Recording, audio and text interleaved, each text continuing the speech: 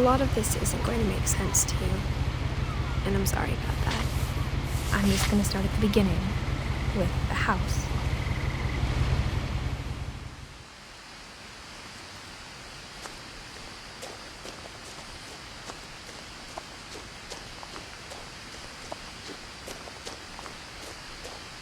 I lived here until I was 11, but I wasn't allowed inside half the rooms.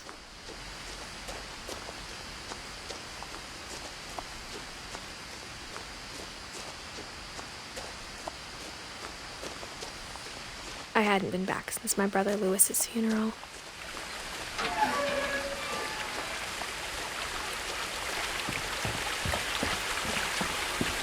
In her will, my mother left me a key, but didn't tell me what it unlocked. Maybe she thought I'd know. Or she thought that the mystery would be enough to bring me back.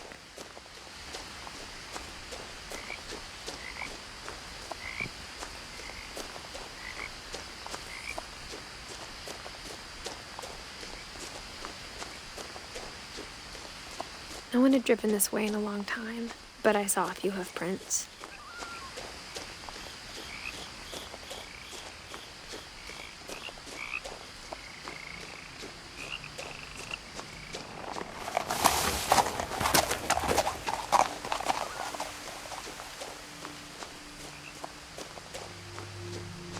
The truth is, even after I inherited the house, I never thought I'd come back to it.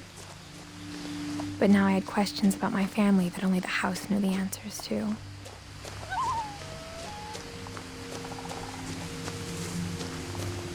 The house was exactly like I remembered it, the way I'd been dreaming about it.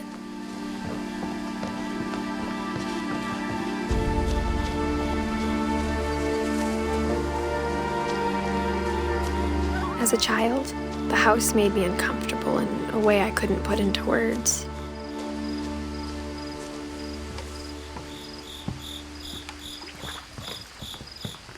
Now, as a 17-year-old, I knew exactly what those words were. I was afraid of the house.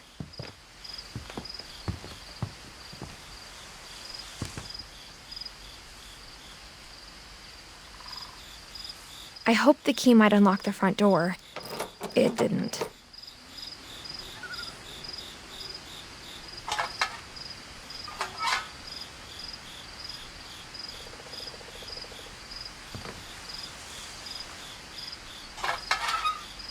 Looking in, I felt like the house itself had been waiting for me.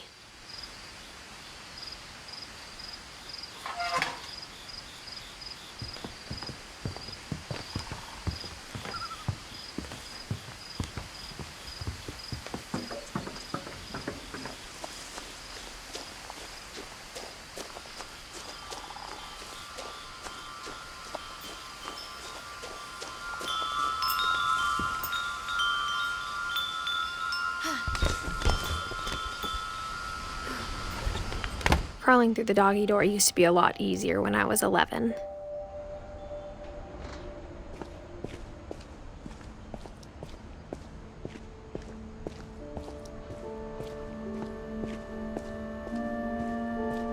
For the first time in years,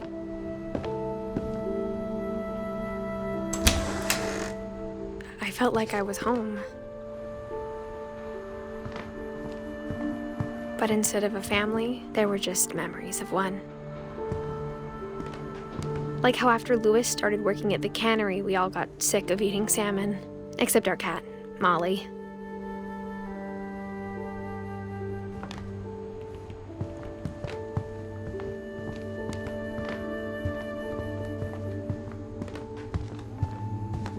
The table was still a wreck from the night we left. It was like a bomb had gone off, killing everyone but sparing the furniture.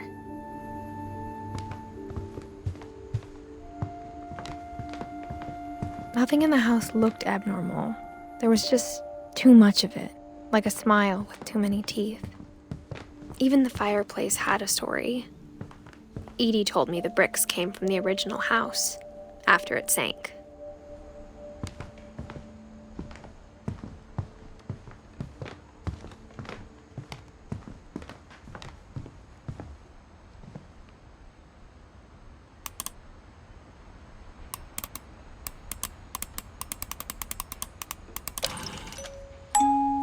Great-Grandpa Sven built a music box for Barbara, along with the rest of the house.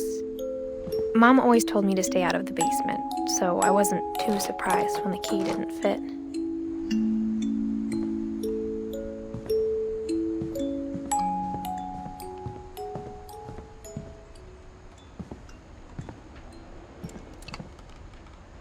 My mom wasn't much of an optimist, but she never stopped believing that my brother Milton was alive.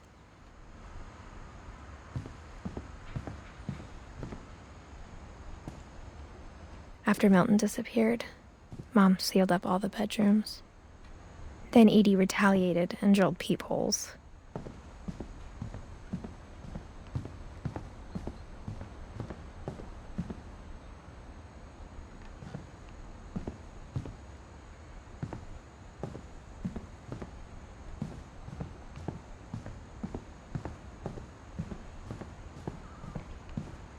Whenever people ask me about my family, the first thing they always want to know about is Barbara.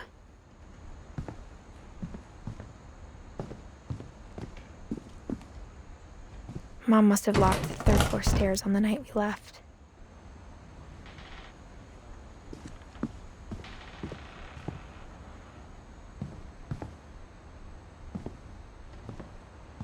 Edie's father, Odin, built the original house.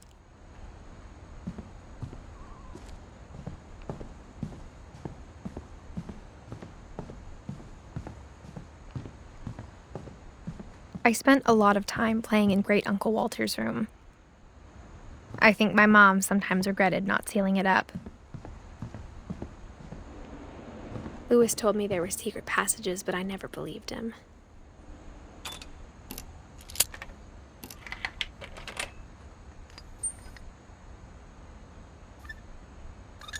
Turns out, my mom was really good at keeping secrets.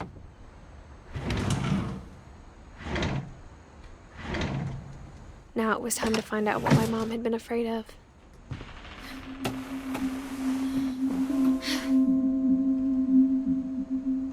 Reading this, maybe it sounds like I had a plan, but I had no idea what was behind that door.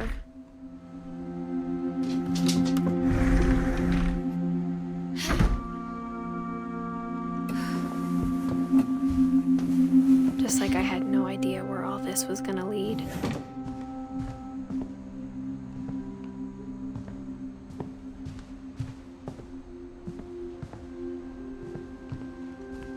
I grew up looking at Molly's room through the peephole.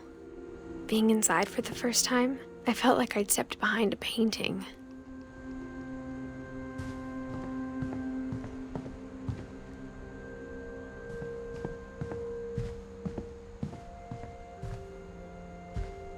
I got the sense Edie had spent a lot of time here, before my mom sealed the doors.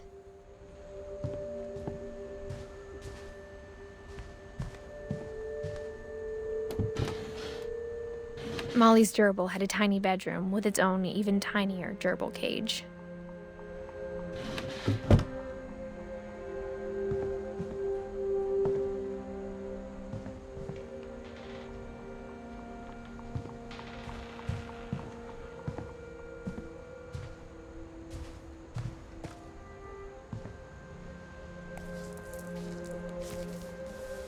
December 13th, 1947. Dear Diary, I'll be gone soon, but I wanted to tell somebody about what's gonna happen. It started when Mom sent me to bed without dinner. I woke up and I was starving, so I looked around for something to eat. The gerbil food was dry, but I didn't mind it.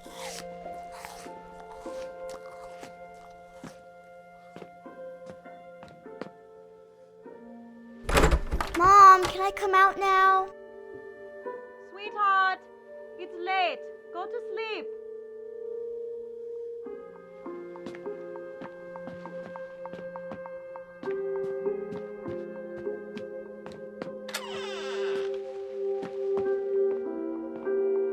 I kept eating and eating.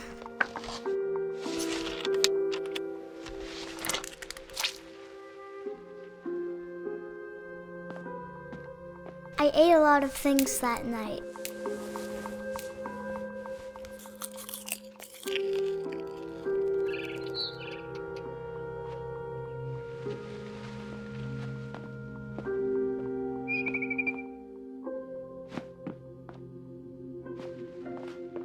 Then I heard chirping outside my window. It was a barn swallow going back to her nest. I reached out for her.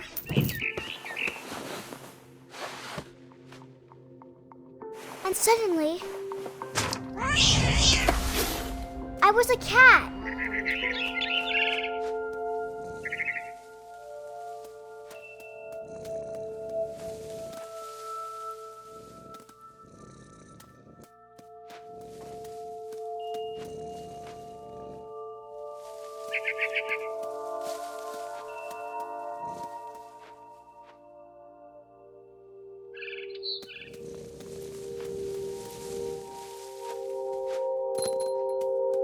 I tried to be quiet, but the bird was really scared.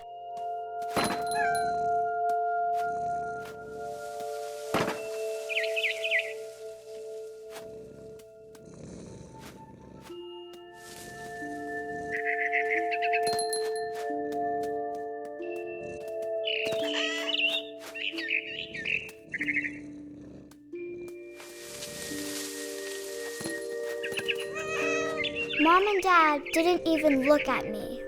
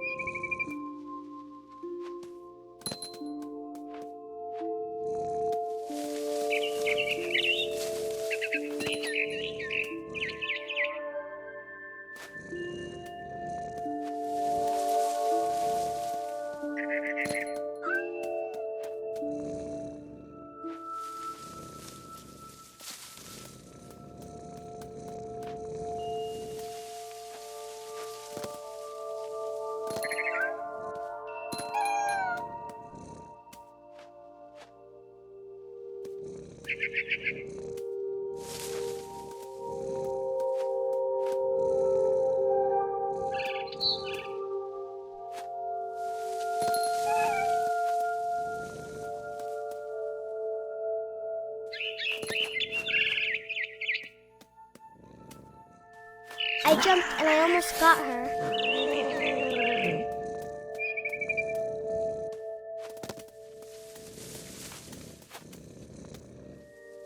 I could tell she was getting really tired.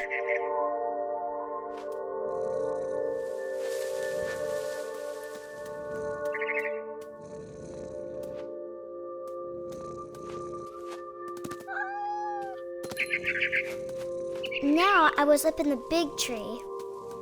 I promised Dad I wouldn't climb it anymore. All I cared about was eating that mama bird.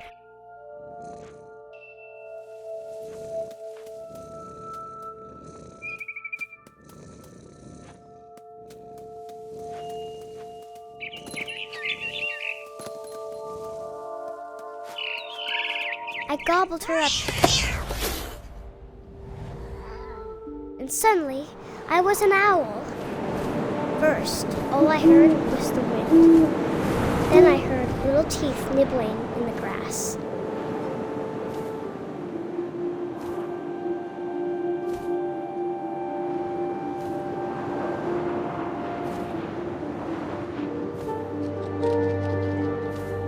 Rabbits.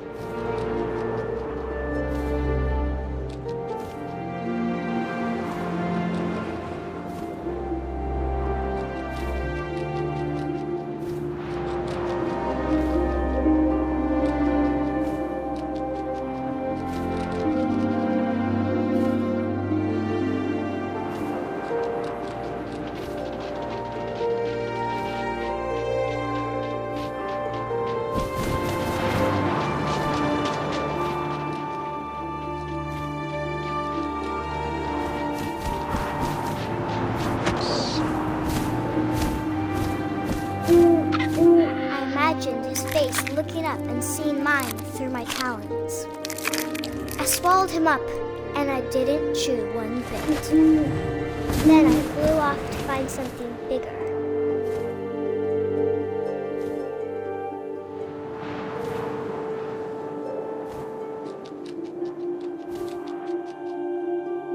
A mama rabbit.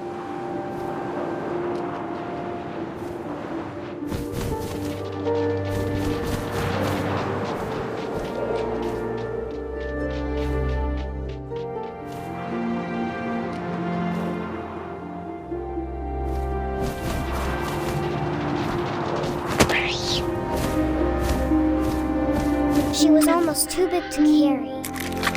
I started choking, but I couldn't stop eating. And suddenly, I was a shark.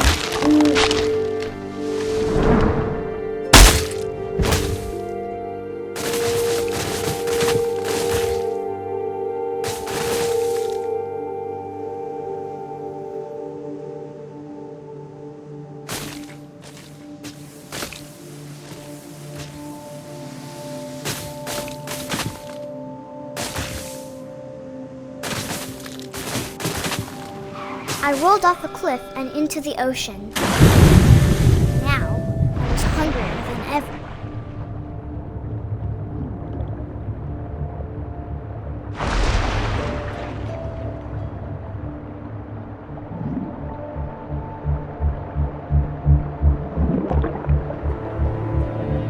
I wanted fat, juicy seals.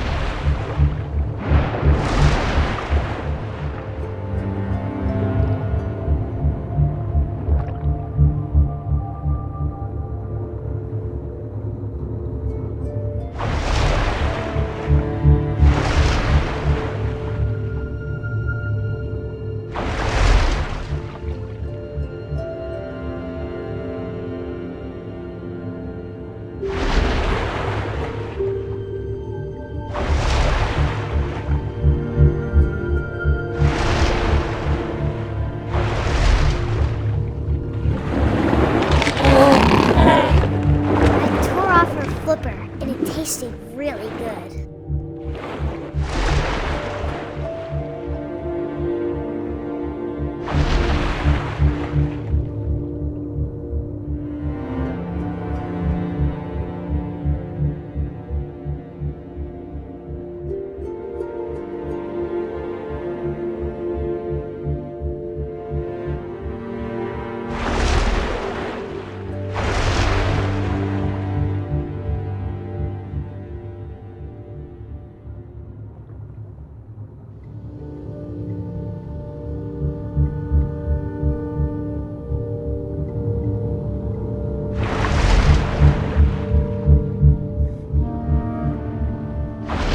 Grabbed on tight, but I was so hungry, I jumped out of the water. When I opened my eyes, everything had changed.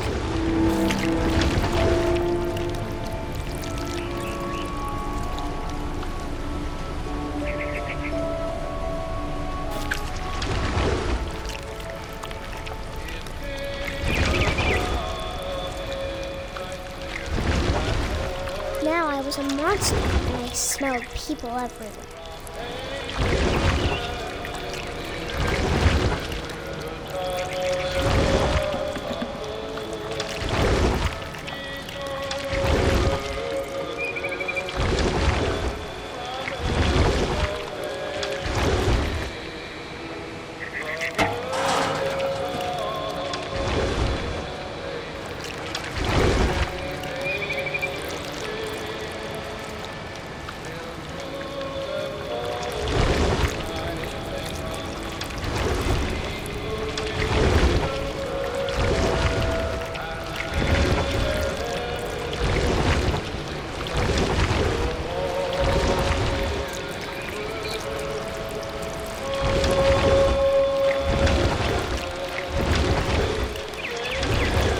I was big, but I moved real quiet.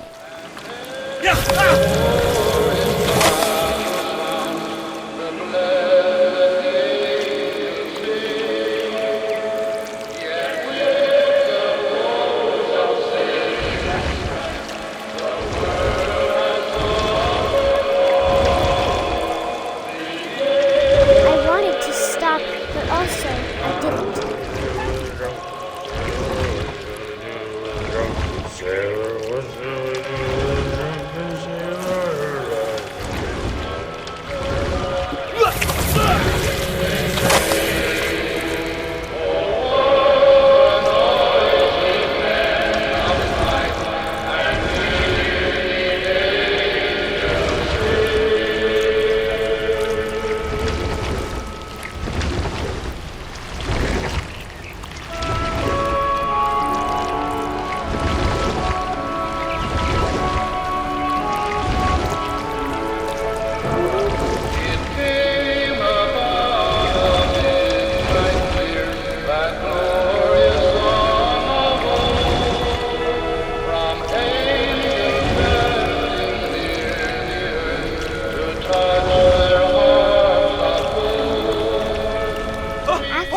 last passenger, I was still hungry.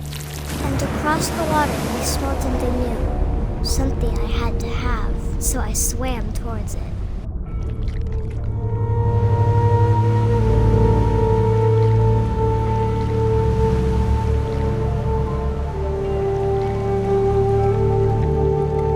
I slithered onto the sand, and the good smell went into an old pipe.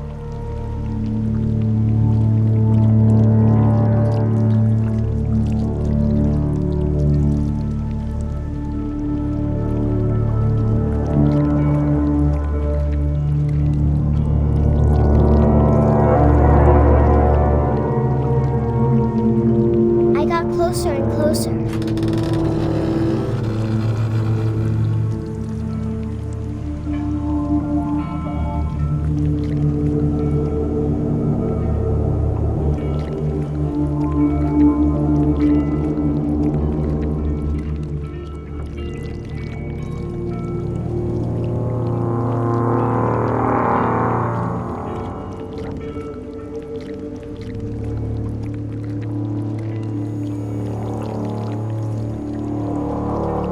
All of my stomach started growling.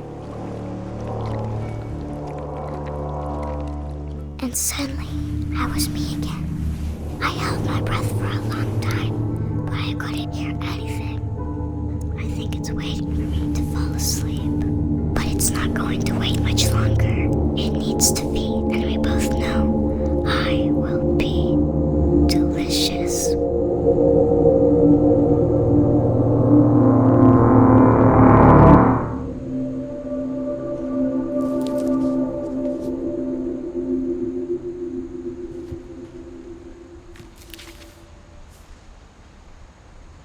I'm not sure if I believed all of that, but I'm sure Edie would have.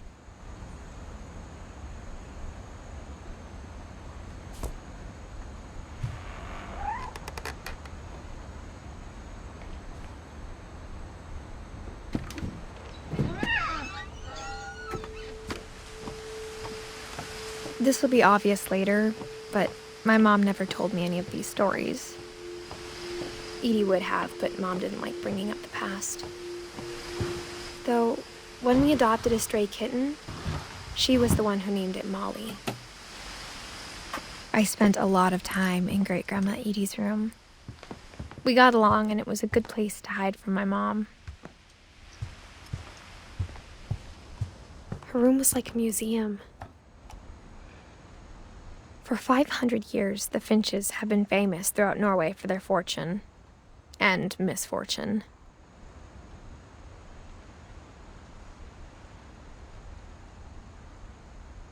Odin Finch buries the latest victims of the family curse, his wife Ingeborg and their newborn son, Johan. On January 7th, 1937, he set sail with his family and his house, hoping to leave the curse behind. But 40-foot waves off the coast of Washington send the house and Odin to the bottom of the sea. Odin's daughter Edie, with husband Sven and baby Molly, step ashore on their new home, Orcas Island. Odin Finch is the first to be buried in the new family cemetery. His daughter Edie is already dreaming of a new Finch house.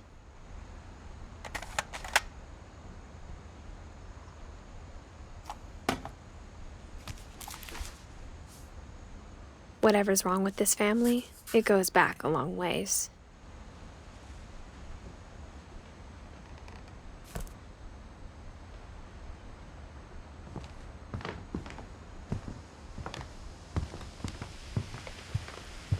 When Edie told people Sven was killed by a dragon, she could also have said he was building a dragon-shaped slide that collapsed. She could have, but she didn't.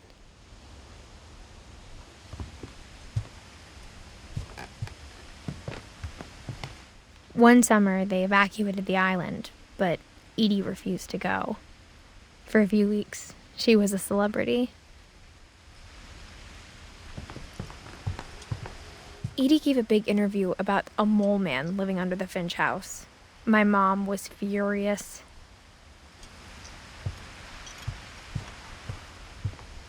Louis died a week before we left, but Edie had already started to memorialize him.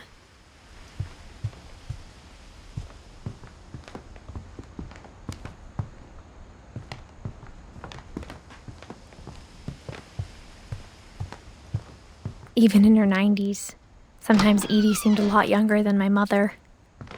The only trace Grandpa Sam's first wife Kay left on the house was the pink bathroom. It was a pretty big trace.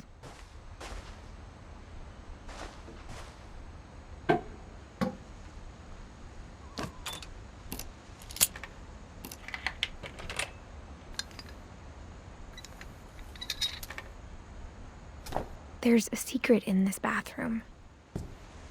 It's in the last place you would look. It isn't in the cupboard.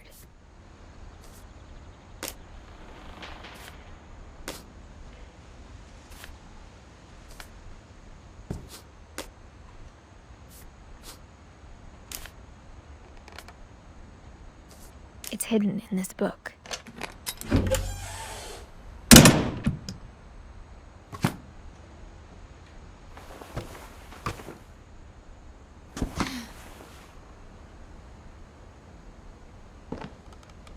Sven gave Sam an old camera he'd refurbished.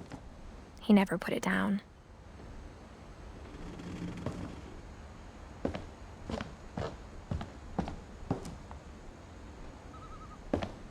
From the paintings on the wall, it was clear my brother Milton had been here before me.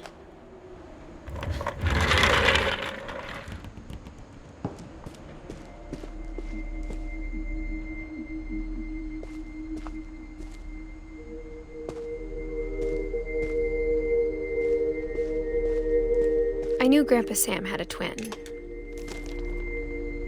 and that he never talked about him. I guess my grandpa didn't like history any more than my mom did.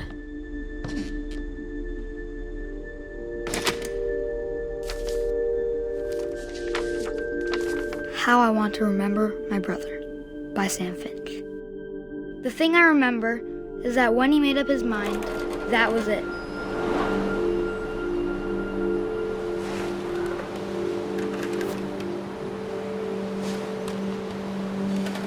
My brother said he'd die before he ate another mushroom, and he did.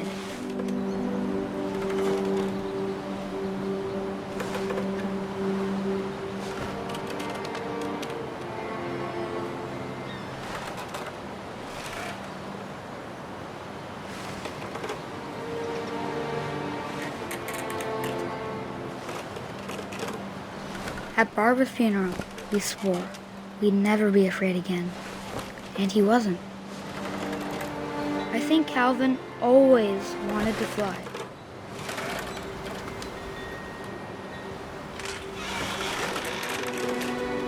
Sam, Calvin, dinner's ready. Coming. But that day, he finally made up his mind to do it. I told him going around was impossible. Maybe if I hadn't said that. Calvin, I'm not gonna tell you again. Maybe if the wind hadn't picked up. Then maybe he'd still be here. But I doubt it. I think he'd already made up his mind.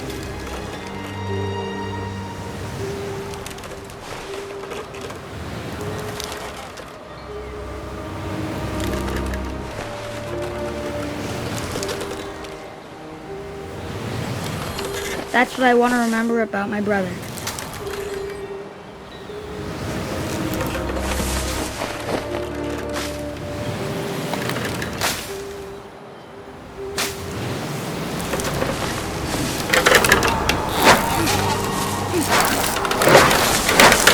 The day he made up his mind to fly. And he did.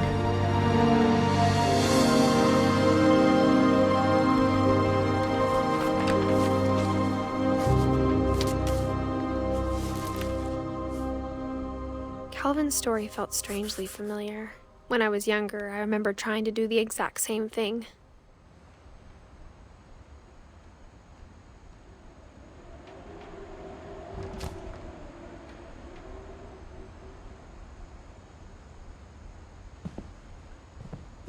After the funeral, Edie roped off Calvin's half of the room.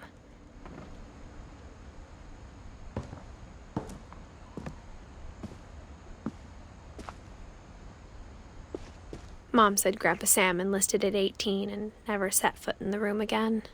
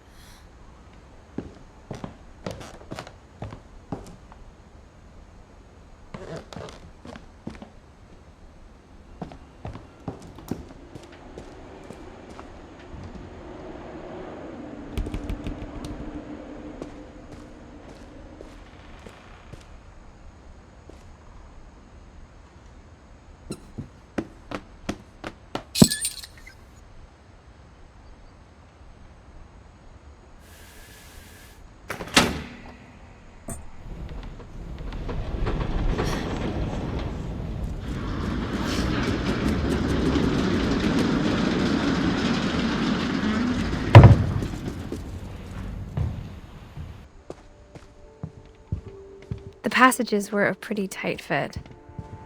They'd obviously been built for smaller hands and bellies.